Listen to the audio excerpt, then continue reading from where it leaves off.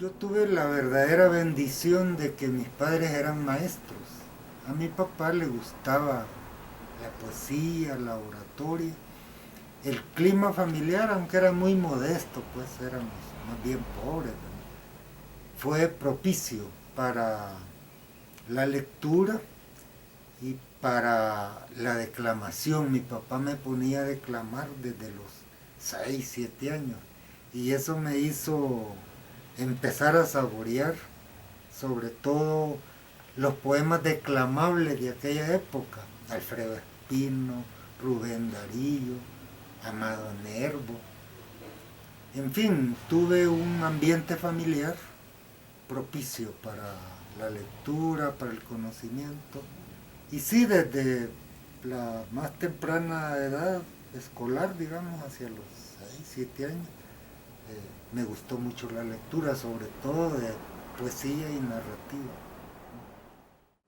Cuando salí de bachiller, me presenté a la Escuela Normal Superior a solicitar o a concursar por una beca.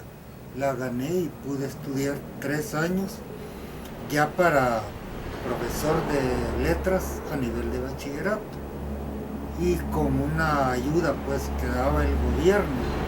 En ese tiempo la Escuela Normal Superior se encontraba en San Jacinto, muy cerca del Parque San Jacinto, y era muy bien organizada.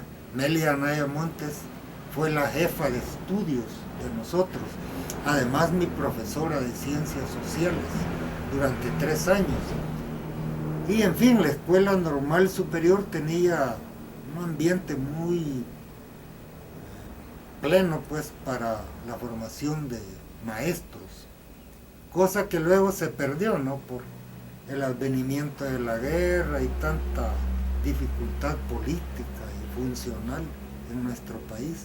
Pero pues tuve esas ventajas de que tanto a nivel familiar como escolar estuve también, y eso yo quiero mencionarlo como algo que me ayudó en mi formación, en un seminario menor con los salesianos. Estuve en total 6 años, que es bastante, porque aprendí algo de latín, un poquito de italiano, un poquito de música, sé leer solfa y lo básico del piano. Entonces todo eso concurrió a que yo tuviera una formación bastante amplia y que apreciara los valores humanistas, espirituales. Contribuyó pues mucho.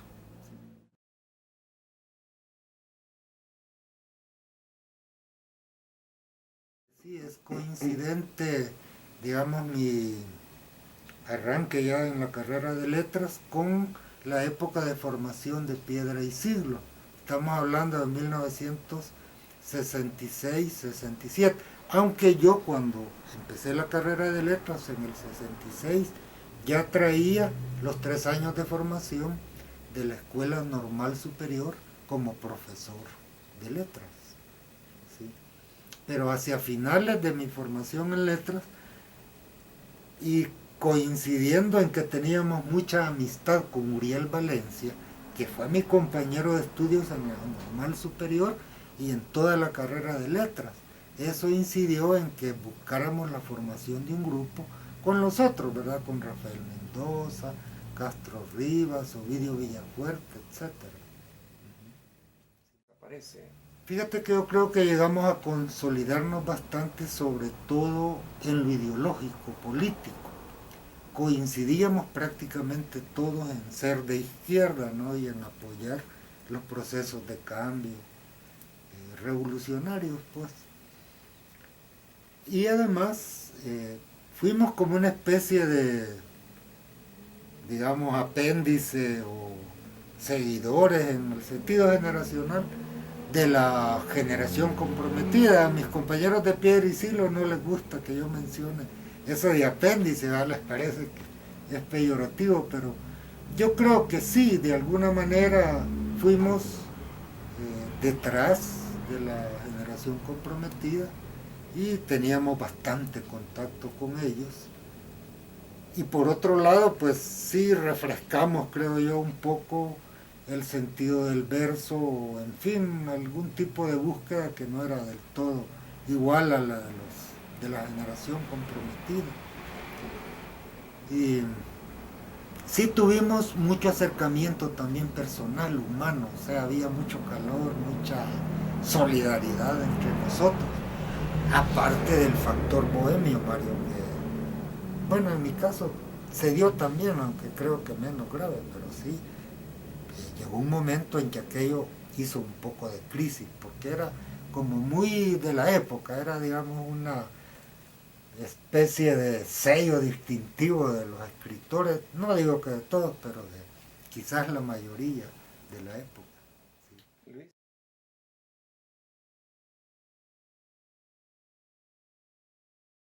Mira, en primer lugar la poesía, sobre todo la salvadoreña, la nuestra, ¿no?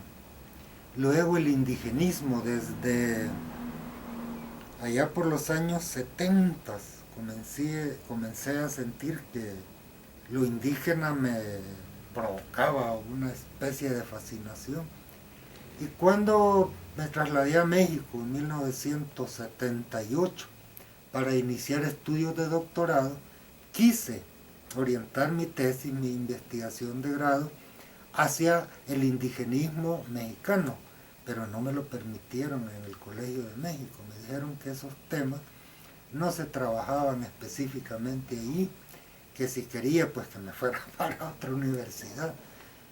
Y entonces opté por Roque Dalton como tema de tesis, que también pues me fascina mucho, y que como tú sabes tiene una beta indígena, de manera que por ahí pues puede salvar, al menos en parte, mi inclinación hacia lo indígena.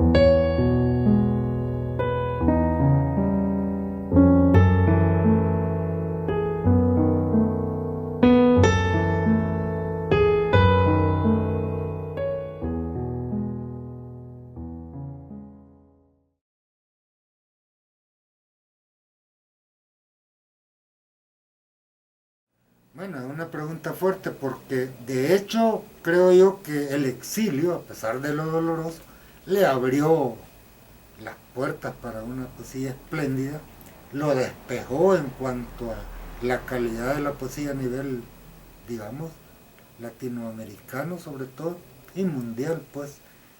Y aparte de eso, Cuba, que él asumió como su segunda patria, le dio un caldo de cultivo extraordinario, como tú sabes.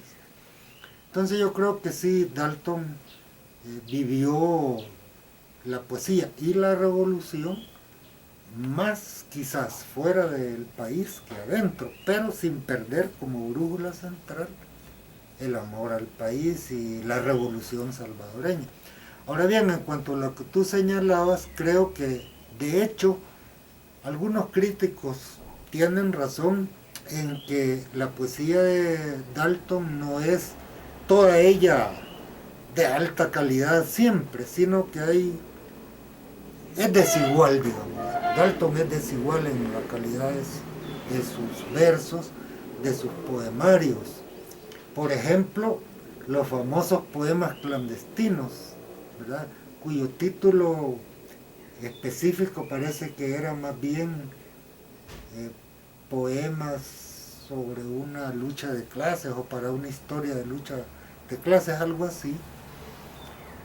Pues tú ahí encuentras algunos textos verdaderamente insostenibles, ¿no? No se puede decir que había una calidad como la que él alcanzó en sus mejores poemarios, ¿verdad?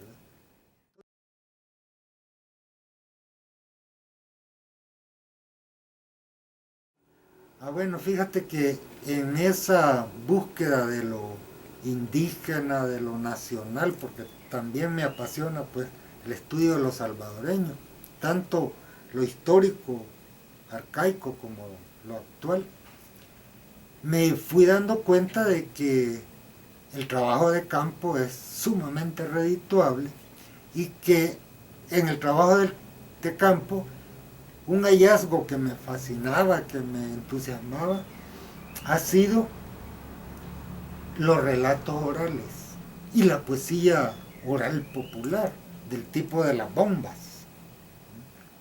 Entonces, poco a poco fui cayendo en la cuenta de que no solo la literatura escrita es digna de estudio, de consideración y de investigación, sino también la literatura oral popular, que se llama oralitura desde finales del siglo XX por propuesta de indígenas mapuches. Fue un poeta mapuche, Elicura Chihuailaf, quien propuso que se le llamara oralitura a los textos que se recopilan de los hablantes indígenas, sobre todo, de los poetas indígenas, y que luego se viertan a un idioma oficial más amplio, ¿no? En nuestro caso el español. Y cuando con algunos colegas del Departamento de Letras de la UES encontramos ese término y ese concepto, nos pareció muy adecuado, ¿no? Y lo asumimos para nuestro trabajo. Y de ahí viene este libro que tú conoces de Oralitura de El Salvador, que yo lo coordiné, pero que fue realizado en realidad por estudiantes y colegas, compañeros docentes de letras, y ante todo por los cuenteros salvadoreños, ¿no? Por los ancianos, la mayoría de ellos, algunos no tan de avanzada edad, que te narran mitos, cuentos de animales, leyendas pasadas, anécdotas, en fin, todo lo que es la narrativa oral popular.